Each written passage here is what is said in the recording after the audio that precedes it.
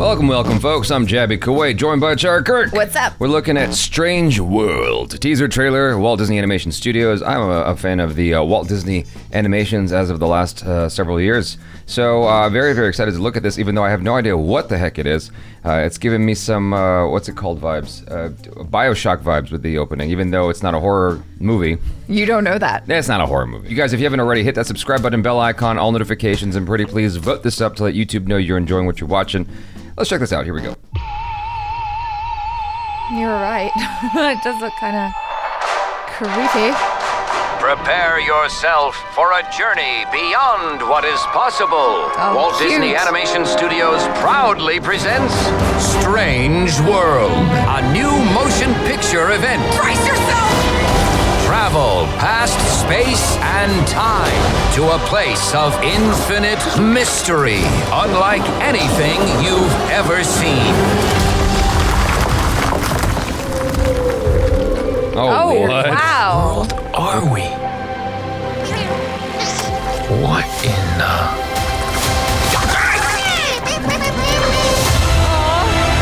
We are in way over our heads. I'm not an explorer. I'm a farmer. Whoa.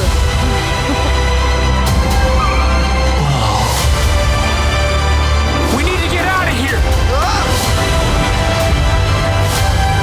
Oh my god, that's so cool. Oh no, that thing's not. This is the time to do it. Really? No! Messing with you. Come on. Let's make history.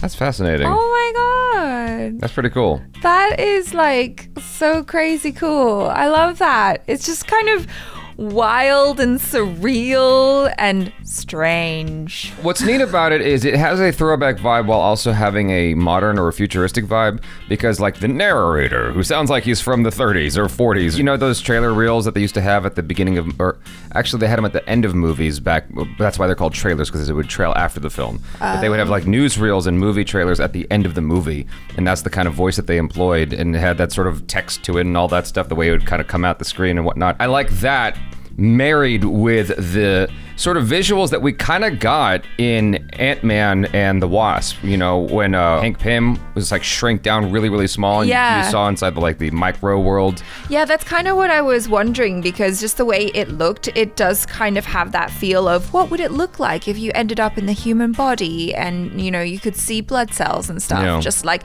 floating around, and all the different little microbacteria and whatever that lives inside a body. And so I wonder if it is that they've just like shrunk down so much that they've ended up in this like microscopic world, and it's just wild and crazy. It's hard to say whether they're just in a different world or if they're in a microscopic environment, like what's it called with Dennis Quaid? Inner Space, I think is what the name of the movie was, where he shrank down real small. You know, America's been trying to do those kinds of moves for years. For some reason, we haven't done one in a while. Yeah. I think it reached its peak with Honey, I Shrunk the Kids and that whole series, and then it didn't make a comeback until Ant-Man and the Wasp, or Ant-Man in general. Like that's when we finally saw it, and then it really hit its peak in the first episode of The Boys. So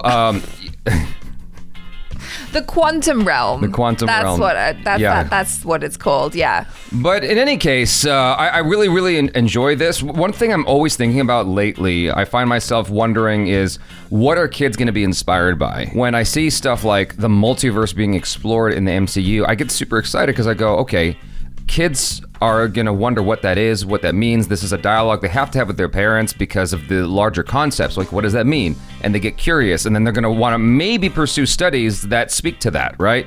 And so seeing stuff like this, it makes me wonder if kids are going to get inspired by stuff like this and want to explore, like, what is it? What is this world? Like, how do I find that in my own reality? You know what I mean? Yeah. And it's so awesome as well. Just like the colors, the animation, and just the imagination, you know, it's just kind of going, all right, well, this world, you know, if it is some sort of quantum realm microscopic world, or if it's just like a made up world, what would it look like? What would these creatures look like? How crazy can we go? How cool can we make them look? And I'm just really appreciating all the creativity that has gone into making this. It looks so awesome. Well, I understand that this is all just sort of made up, but what's interesting is if you talk to astrophysicists or whatever, they'll be the first to tell you that like our rules of physics don't necessarily apply elsewhere. You go to a different dimension or different world, different universe. Yeah, universe, whatever. Then the laws of physics there might be completely different. Yeah. And so things are happening in this environment that are just like, they don't make any sense to us. Yeah. But they could make sense somewhere out there in a different universe. That's why I love science fiction. Like, it's just so wild and crazy and just so cool just to imagine what it might be like in a completely different universe or world. Well, this movie is definitely speaking to what we've been seeing in the zeitgeist lately because they're traveling through space and time as well. Yeah. I mean, it says there in the description, travel past space and time to a place of infinite mystery. And so Amazing. It's really, really opening up that, creative environment, I feel like, for kids. That's my biggest thing with this is like, what can we inspire kids to want to be curious about? I'm happy that they're doing this. I'm hoping to see more and more of this type of stuff because if I'm not mistaken, the things that kids are aspiring to be more than anything else right now is a f***ing YouTuber.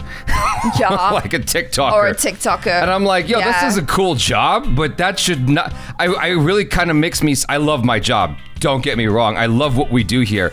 But it makes me a little sad that is the highest aspiration potentially right now, as opposed to what it was in the 70s or whatever, which is to be an astronaut. Yeah. And I'm like, I get that it's like being an astronaut is not as glamorous as being a YouTuber because what we see, what we're exposed to and whatnot. But like, we need those people who are curious about science. Like, that is very, very important. We need TikTokers in space. You know what? I think you just found it. NASA just needs a good, better PR campaign, a better PR team who can like marry the science and the curiosity of science with really, really good TikTokers or something like that. Yeah. I mean, that's what Amber's doing. Not Amber Heard, Trujillo, the good one.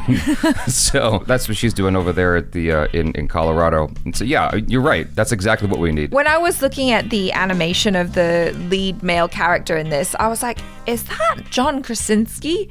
But then upon reading the description, it's actually Jake Gyllenhaal. But I guess they kind of both have that, like, I don't know, hangdog face. That's true, yeah. Yeah? Yeah. Because that's kind of what I was getting from it, just his kind of reluctance to be there, perhaps. And I like that scene where that lady was like, come on, let's go. And he's kind of like, oh, okay, fine.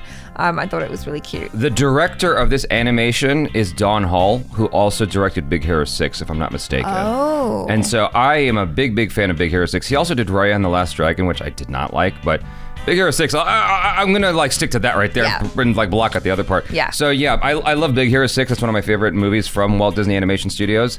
And knowing that and seeing what they're doing here, which actually to me has Big Hero 6 vibes to some degree. How so? Just the team effort of like, we're a team and we're going to do this. Okay, It's like, yeah. Raya and the Last Dragon did not have that. And I don't want to talk about that. Yeah, it's tenuous. It's a tenuous link that I'm making, but I'm just going to stick to that and we're going to go with it. So, because I like that movie so much. And that was a great film. I'm anticipating that this is going to be a fun adventure. It's like, and like you were saying, like, the visual style is just very stunning. I would imagine that watching this in like 3D or something like that would be like just a fun thrill.